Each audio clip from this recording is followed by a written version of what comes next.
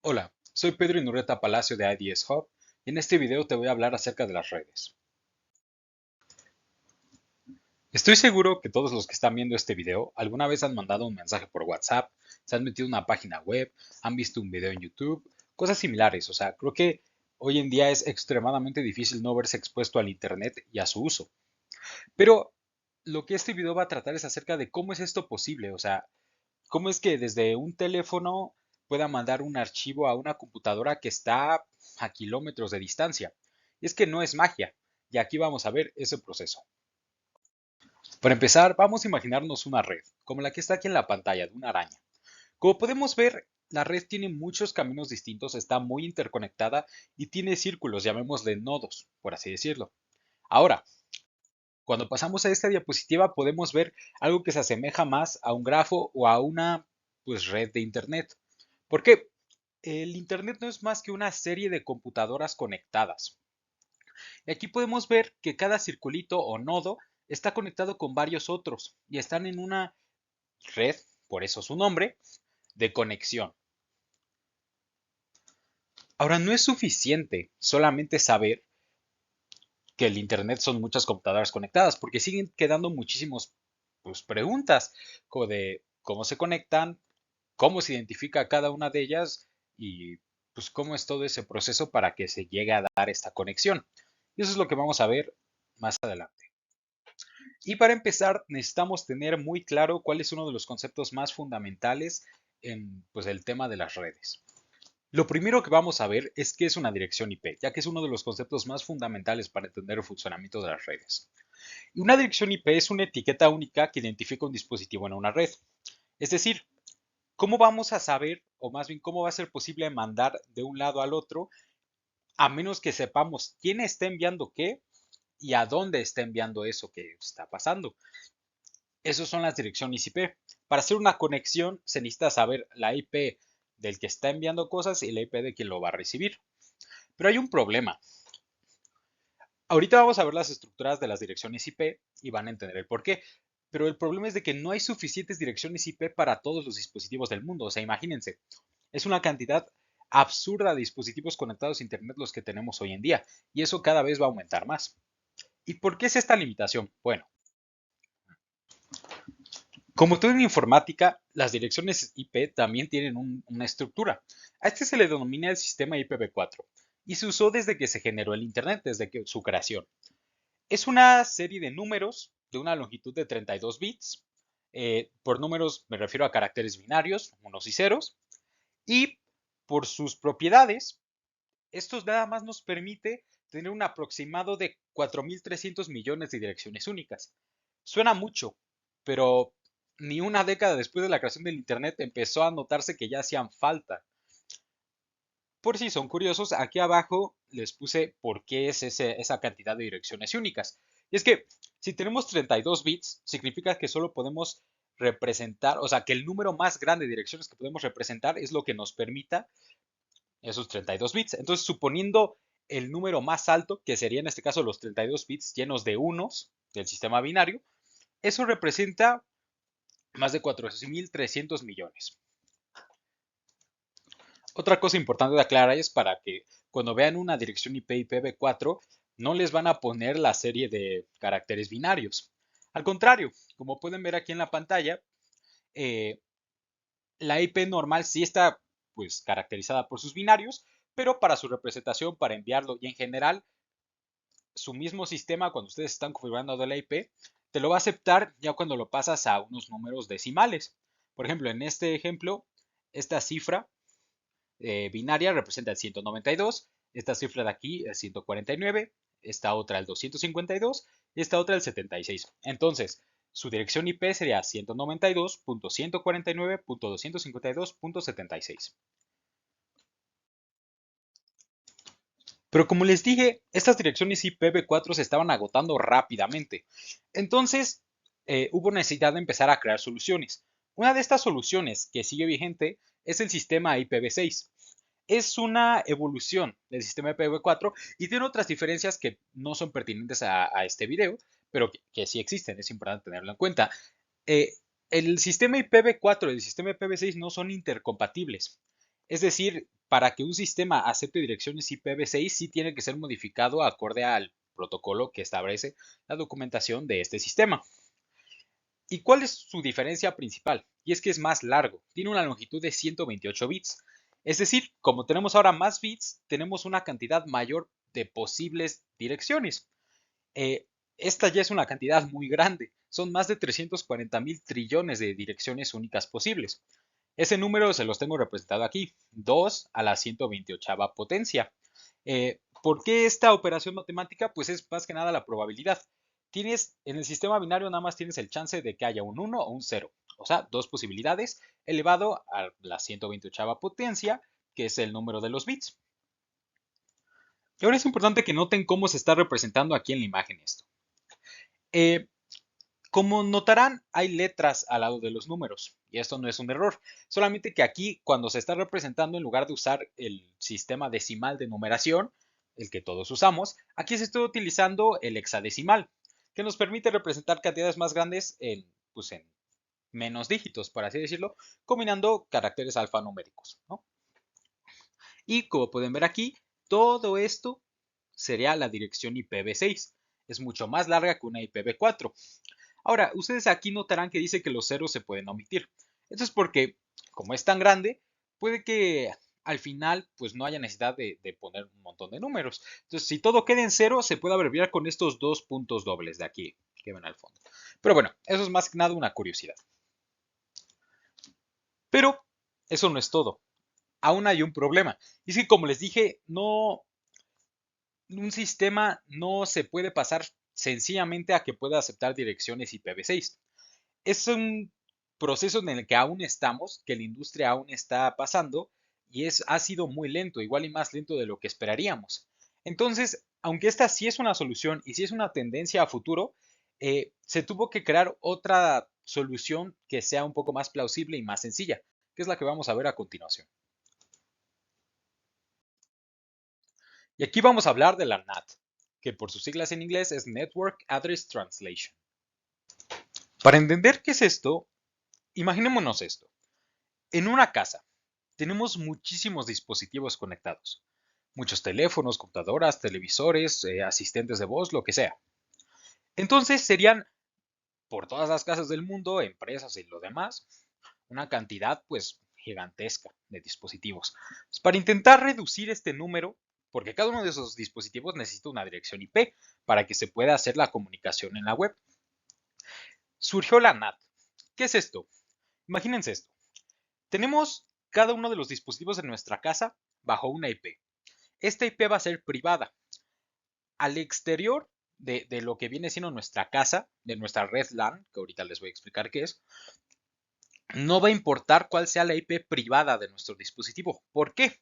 Porque cuando hagamos alguna demanda hacia el Internet, va a salir usando una sola dirección IP pública. ¿Cómo decirlo así? O sea, todos los dispositivos de esta casa imaginaria, cuando hagan alguna demanda al Internet, van a salir su solicitud con esta IP pública que tiene toda la casa. Aunque internamente para que se puedan hacer las conexiones, el router es lo que va a asignarle a cada uno de los dispositivos su IP privada y entre ellos se pueden comunicar sin ningún problema. Pero ya al exterior, ahí ya es cuando todas las demandas, solicitudes o que salga de esta casa imaginaria van a ser a través de la IP pública. Como podrán ver, esto no es más que una medida preventiva, es decir, aún así hay muchísimas situaciones en las que se necesita pues una IP pública. Y esto, ahorita les puse el ejemplo de una casa, pero ¿cuál es la realidad? Que pues hoy en día ya tampoco las casas, por así decirlo, o cada router de la casa, tienen una IP pública, sino también son IP privadas que el proveedor de servicio da y ya en pues su centro de redes hará el cambio a una IP pública. Esta es una imagen de lo que les estoy explicando. Aquí podemos ver un grupo de computadoras en una red local o interna. Podemos imaginárnosla como una oficina en la que hay muchas computadoras, una para cada empleado. Entonces, todas ellas tienen su propia IP privada que permite pues, que se comuniquen entre ellas y que el router cuando le llega una solicitud externa se la puede asignar a quien la pidió. Pero todas ellas cuando hacen una solicitud hacia afuera van a usar, pues ahora sí, la IP del router, la que se ve aquí, 14.1.23.5, y con esas ya se va a exponer hacia el Internet. Aquí lo que vemos es que el router es quien hace esa organización de, ok, esta IP privada me pidió tal cosa, entonces lo voy a mandar con mi propia IP y cuando regrese yo voy a saber qué IP privada me pidió lo que acabo de recibir. Entonces, esta imagen nos ayuda a entender más o menos a qué me refiero. Pero, como ustedes imaginarán, eh, esto puede tener un problema. Y es que imagínense esto. Las IP privadas no son necesariamente estáticas. Pueden ser dinámicas y el router se lo puede asignar a un dispositivo y después ya no asignárselo a este dispositivo. Y pues por ciertas razones es importante poder identificar a cada dispositivo sin falla. Que si yo voy a una red, reconozca que este es tal dispositivo único, me voy a otra red, a casa de un amigo o algo así, y que aún así se puede identificar cuál es este dispositivo. Para eso sirve las MAC, Media Access Control, por sus siglas en inglés. Y este sí es un identificador único y repetible asignado a la interfaz de red, como puede ser la tarjeta de red, un adaptador inalámbrico. Aquí ya estamos hablando a nivel de hardware, que cada pues adaptador de red va a tener su dirección MAC y esta no se puede cambiar, o al menos no se recomienda cambiar. Hay casos muy específicos en los que se tiene que cambiar, pero normalmente ese no es pues su intención. E, la dirección MAC consta de 6 bytes, que si pasas 6 bytes a bits son 48. Recuerden que por cada byte hay 8 bits. Y de esta manera podemos identificar un dispositivo pues de manera única. Ahora sí que no importa en qué red esté conectado. Previamente les mencioné algo de LAN. Y es que hay tres tipos de redes. Están las LAN, MAN y WAN. Las LAN son las Local Area Network. Eh, como puede decir ahí, es una red local. Es una zona limitada geográficamente como una casa, edificio o una oficina y se suele priorizar la mayor velocidad entre los dispositivos conectados entre la LAN. Es una de sus ventajas y tener una baja latencia. Por ejemplo, hace años, cuando se intentaba jugar un juego en una consola de manera local, imagínense Halo, muchas veces se les refería como una partida LAN. Y es por lo mismo. Las consolas no se estaban conectando por medio de Wi-Fi o Internet. Se estaban conectando localmente entre ellas. Por eso es Local Area Network. Entonces todos los dispositivos que tengas en una casa, cuando se comunican entre ellos, están usándolo de manera LAN, podemos decir, están creando una LAN. Ellos son una red local. Después siguen las MAN, Metropolitan Area Network. Cada vez vamos aumentando más de tamaño. Ahora es un área metropolitana. ¿A qué nos referimos? Una ciudad o una región, por ejemplo. Eh, Cuando se usan las MAN, pues como aquí dice el texto, suelen ser propiedad pues, de los proveedores de servicios para poder comunicar todas las LAN que están en esa ciudad. Y después están las más grandes, las WAN, que son las Wide Area Network. El Internet como tal es una WAN, porque se conectan países o continentes. Entonces, estos son los más grandes que se puede hacer y todo lo podemos ver como un conjunto, por así decirlo. Las MAN son un gran conjunto de LAN y las WAN son un gran conjunto de MAN. Entonces, como podemos ver, es aditiva su evolución. Otra cosa que es importante mencionar sobre las redes y que no les voy a explicar a fondo en este video, pero es importante que lo tengan claro, es que hay modelos para representar cómo deben de ser las conexiones idealmente en la red. Como muchas cosas, ya sean normas de salud, de informática o legales, todo tiene que tener cierta estructura para que pueda funcionar. Todos los dispositivos que se conecten a Internet tienen que tener ciertos parámetros y ciertas reglas, ciertas configuraciones para asegurarnos de que sea accesible y pues funcione de manera eficiente. Aquí les muestro los modelos más famosos, especialmente el modelo TCP/IP y también está el modelo OSI.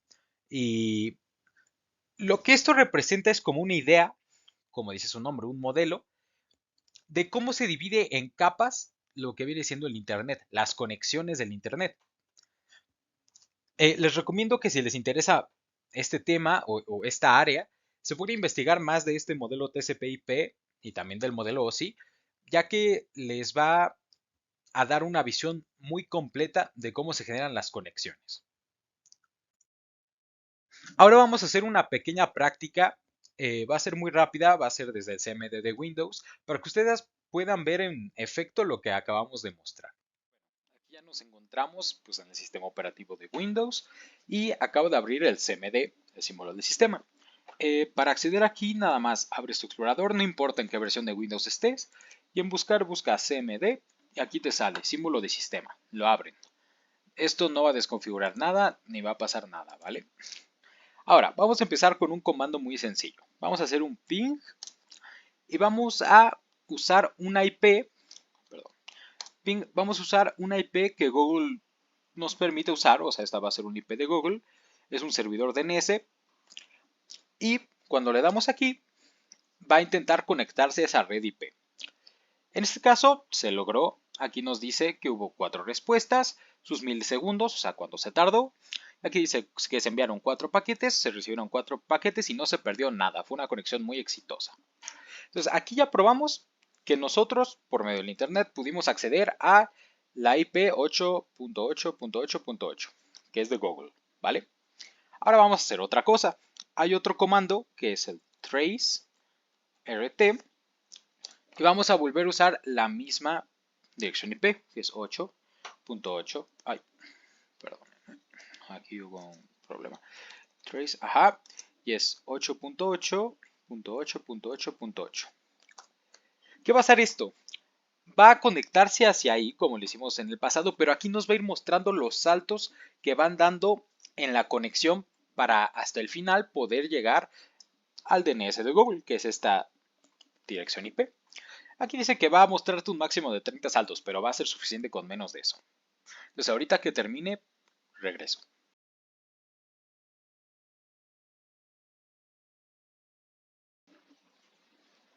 Como podemos ver, ya se completó el comando. Un total de 12 saltos, como pueden ver, hubo una solicitud que pues, se agotó el tiempo de espera, esa no se realizó, pero aún así siguió la conexión y empezamos desde el primer paso hasta el último paso que ya es la IP de Google que nosotros pedimos. Algo muy interesante que podemos ver aquí es que hasta el paso 6 es donde ya mi proveedor de servicios, pues por así decirlo, mandó mi solicitud hacia el Internet más público, por así decirlo. Porque esta es la mega red y mi proveedor de servicios es Megacable. Si viven en México lo conocerán. Entonces aquí esto es interesante siempre para hacerlo, para poder ver cuántos saltos dio, cuánto se tardó, ¿no? Su latencia en milisegundos. Y aquí te va mostrando cómo fue cambiando la IP en la que estabas dando saltos hasta llegar a la tuya deseada. Ahora vamos a hacer lo mismo, pero es que este comando no solo funciona con direcciones IP normales, sino también funciona con, ahora sí que el dominio. En este caso, vamos a meternos al de Google. Hace rato nos estábamos conectando a un servicio de Google. Aquí ya nos vamos a conectar directo a pues donde está alojado su dominio de su página web principal, que es www.google.com. Aquí nos va a llevar hasta la IP de donde está ese dominio, que como podemos ver aquí, por lo que aquí nos muestra, ya es una dirección IPv6. En todo lo anterior habíamos estado nada más trabajando con direcciones IPv4, pero esta, como pueden ver, ya tiene caracteres hexadecimales y pues es una más larga. Recuerden que estos dos puntos significan que hay ceros en medio, o sea que antes de esto hay puro cero. Y como pueden ver aquí, ya estamos moviéndonos a través de otras direcciones IPv6. Y aquí fueron 10 pasos, bueno, 10 saltos, y al final ya pudimos llegar a donde queríamos conectarnos. Como pueden ver, esta misma IP está aquí al fondo. Esto fue una práctica sencilla para que vean en acción cómo se realizan estas conexiones, cómo vamos dando saltos entre IPs para salir de nuestra ciudad hasta donde sea necesario y de esta manera funciona el Internet. Entonces espero que les haya agradado y espero verlos en otros videos del canal. Muchísimas gracias.